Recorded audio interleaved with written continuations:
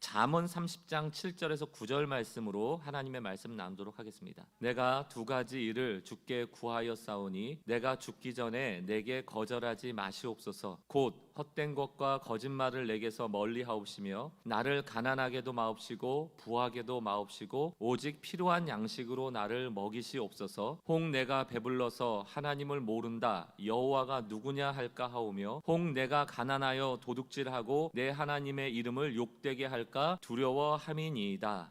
아멘.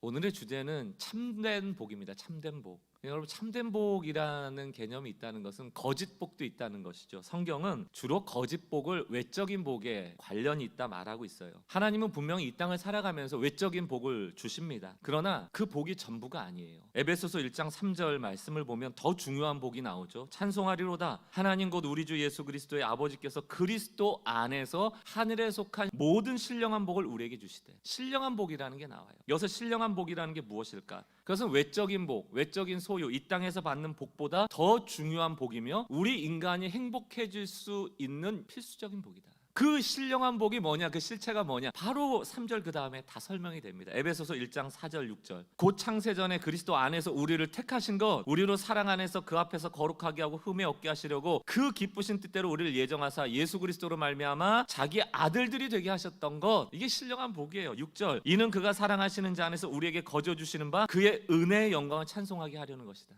우린 다 신령한 복을 받은 거예요. 그런데 우리는 이 신령한 복을 진짜 복으로 여기지 않고 자꾸 외적인 복에 마음을 빼앗길 때가 많은 것이죠. 여러분, 신령한 복은, 진짜 중요한 복은 외적으로 드러나는 복이 아니고 존재의 복이라고요. 우리의 존재, 늘 우리의 존재를 하나님의 자녀답게 보지 않을 때가 많아요. 왜? 외적인 복에 근거해서 나를 자꾸 보니까 초라하게 보는 거예요. 미천하게 보는 거예요. 부끄럽게 보는 거예요. 아굴의 기도는 바로 자신이 하나님의 백성이라는 존재로부터 나오는 기도거든요. 아굴의 기도 두 가지가 나오잖아요. 첫 번째는 뭐예요? 허탄한 것에 마음 두지 않게 하시고 거짓말하지 않게 해달라. 이건 우리가 종종 하는 기도잖아요. 두 번째 기도는 뭡니까? 가난하지 않게 해달라. 이것도 우리가 종종 하는 기도잖아요. 근데 아굴의 진짜 중요한 기도, 위대한 기도는 무엇에 있는가? 두 번째 기도 중에 두 번째, 부하게도 마옵시고.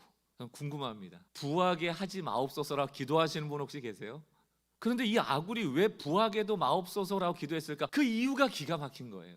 하나님 잊을까 봐, 여호와가 누구냐 할까 봐. 그러니까 이 아굴이 지혜자인 겁니다. 그러면 아굴의 기도의 핵심이 무엇인가? 이거를 다른 말로 바꿔보면 이런 말입니다. 과연 이것이 나에게 주어진 외적인 복이든 내가 소유하고 있는 것이 나를 하나님과 더 가까운 존재로 만들고 있는가? 나를 하나님과 더 가까운 관계로 만들고 있는가? 이거 질문해 보시면 돼요. 여러분 지금 가지고 있는 것이, 혹은 가지지 못한 것이 하나님과 나를 가깝게 만들고 있습니까? 아니면 하나님을 멀리 있게 만들고 있습니까? 하나님과 가깝게 하지 못하는 것은 버리겠다는 것이 아굴의 기도죠. C.S. 루이스라는 신학자의 이야기를 들려드릴게요. 우리가 천국 갔을 때요, 우리가 이 땅에서 열심히 기도했는데 응답되지 않은 것들 있잖아요. 지금은 불평스럽고 지금은 후회스럽지만 그 이루어지지 않은 것에 대해서 감사하게 될 것이다. 우리는 그것 이루어지면 행복해질 것 같고, 우리는 그거 갖게 되면 행복해질 것 같지만, 하나님 나라 복음의 관점에서 보면 오히려 그것이 없었음으로 감사하게 될 것이고 그것이 이루어지지 않았음으로 감사하게 될 것이라는 거예요. 이걸 아굴이 안 거예요. 많은 것을 소유하게 되면 따라오는 결과를 안 거예요. 우리는 부족한 결핍으로 인해서 천국에서 감사하게 될 줄 믿습니다. 반대로 우리가 너무 많은 것을 지나치게 누림으로 말미암아 아마 하나님 앞에 설 때 부끄러운, 얼굴이 붉어지는 일들이 많을지도 모르겠어요.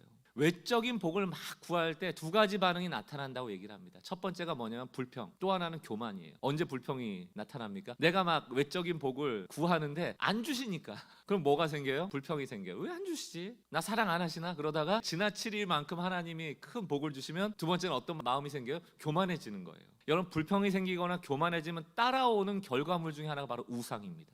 불평이 생기면 하나님으로는 안 되는구나. 다시 말하면 하나님 아닌 다른 존재를 믿는 잘못된 믿음이 우상을 만들어내는 거거든요. 그리고 나면 다른 신을 찾죠. 이 신이라는 거는 어떤 형상을 가진 신만이 아니고 나의 계획도 포함이 됩니다. 내 생각대로 살아가게 돼, 내 방법대로 살아가게 돼. 이것도 우상이에요. 또 반대로 나에게 지나친 풍요가 오잖아요. 그럼 왜 하나님을 또 멀리할까요? 하나님 뺏어갈까 봐. 내가 늘 죄짓고 살아가니까 혹시 내가 가진 거 다 뺏어가면 어떡하지? 도망가는 거예요. 혹은 더 얻고 싶어서 우상을 만들기도 합니다. 여러분, 그래서 우상이란 단어를 잘 기억하셔야 돼요. 우리에게 있는 대부분의 우상은 내 머리에 있습니다. 내 생각, 내 계획, 내 판단. 여러분, 나를 믿는 것도 믿음이에요. 여러분에게 어떤 우상이 있습니까? 이렇게 물어보면 난 절에도 안 가고 점치로도 안 가고 나는 우상 숭배를 안 하는데 라고 생각하시는 분들이 계시는데, 질문을 바꿔볼게요. 제가 여러분들 우상을 발견하기 쉽게 하기 위해서, 나는 기도하지 않고 결정하는 일이 없는가? 여러분, 기도하지 않았다는 것은 하나님을 믿지 않았다는 것이고요, 다른 믿음의 근거에서 결정했다는 얘기예요. 그 다른 믿음, 그게 우상이에요. 여러분, 이사를 했다, 새로 사업을 시작했다, 혹은 뭐 직장을 옮긴다, 혹은 뭐 여러 가지 결정해야 될 일이 있잖아요. 기도하셨습니까?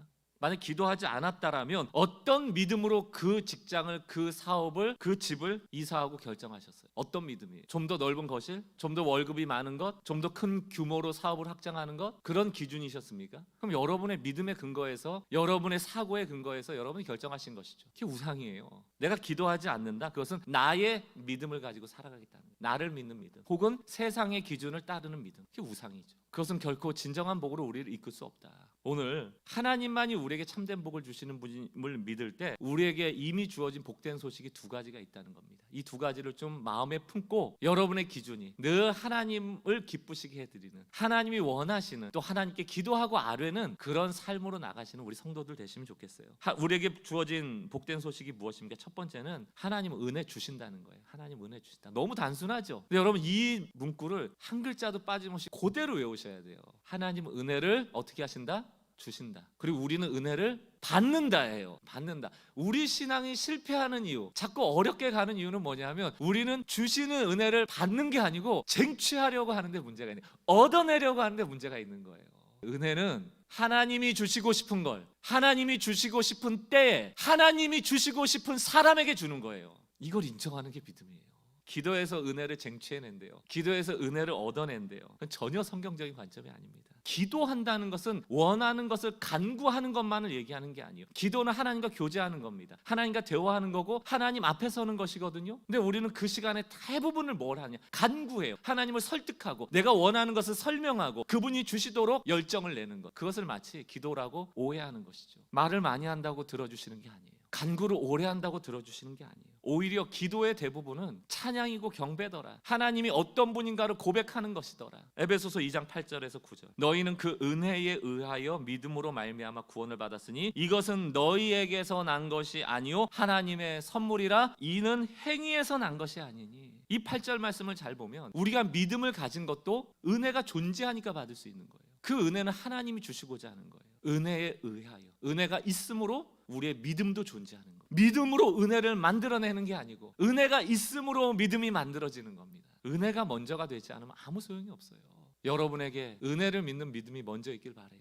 히브리서 11장 6절 말씀, 믿음이 없이는 하나님을 기쁘시게 하지 못하나니 하나님께 나가는 자는 반드시 그가 계신 것과 또한 자기를 찾는 자들에게 상 주시는 이심을. 상을 찾는 자가 아니고요. 이해가 되세요? 하나님을 찾을 때 하나님이 주시고 싶은 상을 하나님이 주시고 싶은 때에 하나님이 주시고 싶은 사람에게 준다니까요. 우리의 기도는 상을 구하잖아요. 이거 달라고. 상을 구하는 자에게는 안 주세요.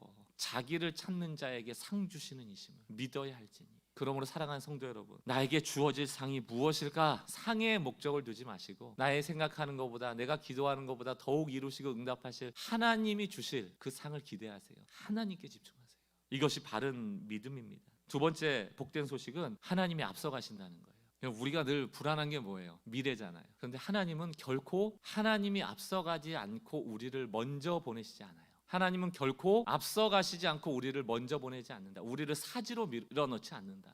신명기 1장 30절 33절까지 말씀 읽어볼게요. 너희보다 먼저 가시는 하나님 여호와께서 애굽에서 너희를 위하여 너희 목전에서 모든 일을 행하신 것 같이 이제도 너희를 위해 싸우실 것이며, 31절 광야에서도 너희가 당하였거니와 사람이 자기의 아들을 안는 것 같이 너희 하나님 여호와께서 너희가 걸어온 길에서 너희를 안으사 이곳까지 이르게 하셨느니라 하나, 32절 이 일에 너희가 너희 하나님 여호와를 믿지 아니하는도다. 뭘 믿지 않는다는 거예요? 앞서가신 하나님 믿지 않는다는 거예요. 가시는 길에도 안아주시는 하나님 믿지 않는다는 거예요. 33절 그는, 너희가 믿어야 될 것은 너희보다 먼저 그 길을 가시며 장막 칠 곳을 찾으시고 밤에는 불로 낮에는 구름으로 너희가 갈 길을 지시하신 자신이라. 그는 너희보다 먼저 그 길을 가시며. 우리에게 이 믿음이 오늘 이 시간 하나님의 은혜로 주어지는 은혜의 길을 주님의 이름으로 축원합니다. 내가 하나님을 이끌어가듯 신앙의 주도권을 준 분들 주님의 이름으로 권면드립니다. 다 내려놓으세요. 하나님은 우리의 기도에 좌우되시는 분이 아니세요.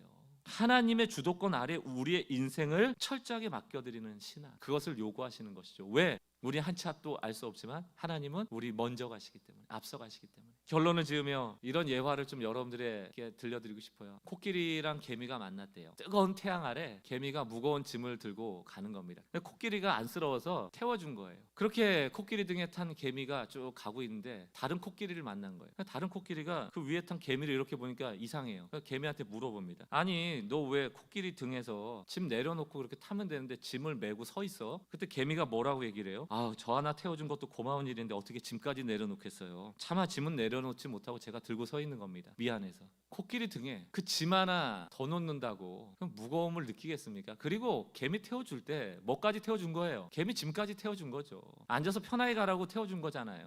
우리는 복음을 오해한다. 하나님이 완벽하게 이루어 놓으신 구원을, 그 하나님의 전능하심을 믿지 못해서 내가 구원에 뭔가를 해야 된다고 자꾸 생각하는 거예요. 우리는 코끼리 등에 탔으니까 좀 짐 좀 내려놓으시고 누워 가세요.